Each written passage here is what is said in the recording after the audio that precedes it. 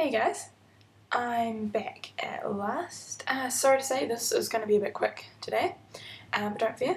I've got plans for upcoming videos and plenty of footage that's been recorded in the last few weeks when I've been away to put up. So bear with me and there will be some good stuff coming up.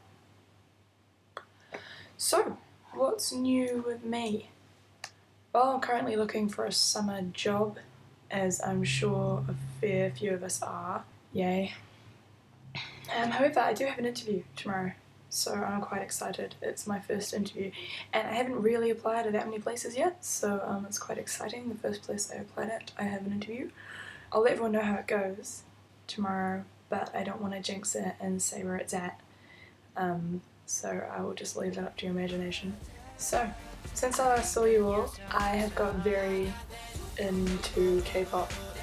Don't judge me, okay? I'm loving it and it really makes me happy.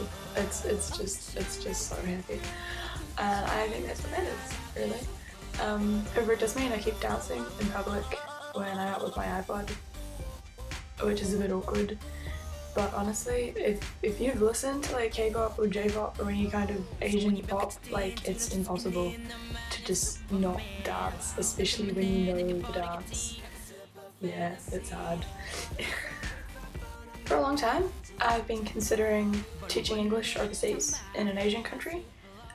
Doing a CELTA course, if anyone's heard of that. It's a month-long, really intense course done by the Cambridge University.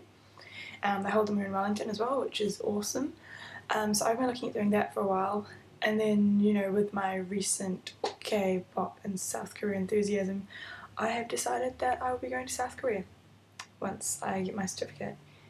I had considered South Korea previously, along with Japan and China and Hong Kong, but I don't know, the opinion that I had of South Korea was completely wrong. I didn't know anything about South Korea, and Korea in general just sounded scary, just from like I guess all of the media we get about North Korea, we really don't hear about South Korea in New Zealand.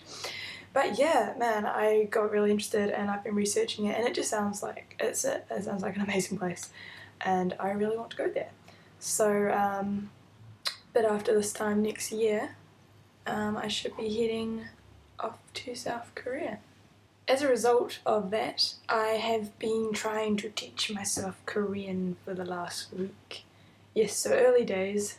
I've just been learning the Hangul, like the Korean alphabet.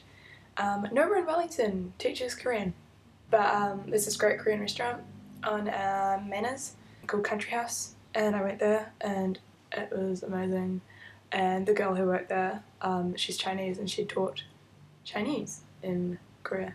So that was awesome. When you sign up for one of these teaching English overseas programs, you don't have to know the language of the country that you go to. But I think it makes a lot of sense. I've talked to a few people and some of them said, why are you bothering? Why would you bother to learn Korean when it's not even necessary?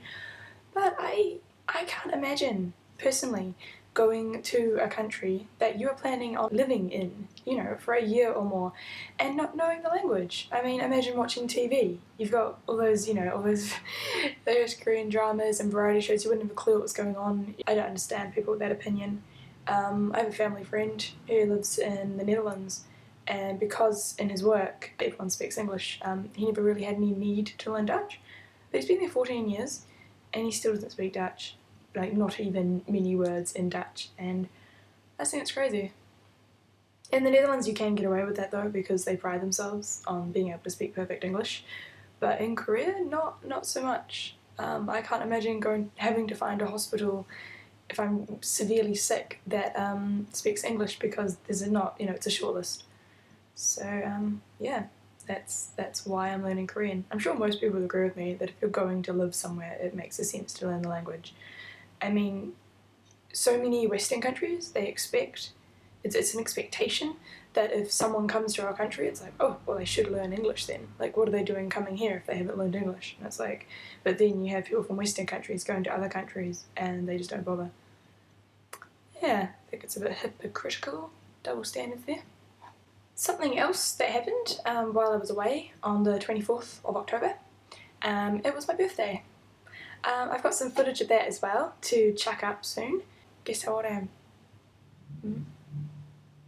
Look at me. How old do you think I am?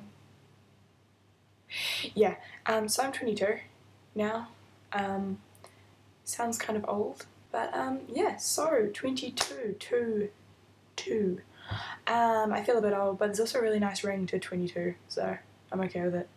So that about wraps up what I've got time for today, but I will see you all next week. Maybe some footage up before next Thursday on this channel and my personal channel, which is Shutter Shocker, which will be down in the doobly-doo. Yeah, so stay tuned for Joseph tomorrow, which I'm sure you all will, and DFTBA.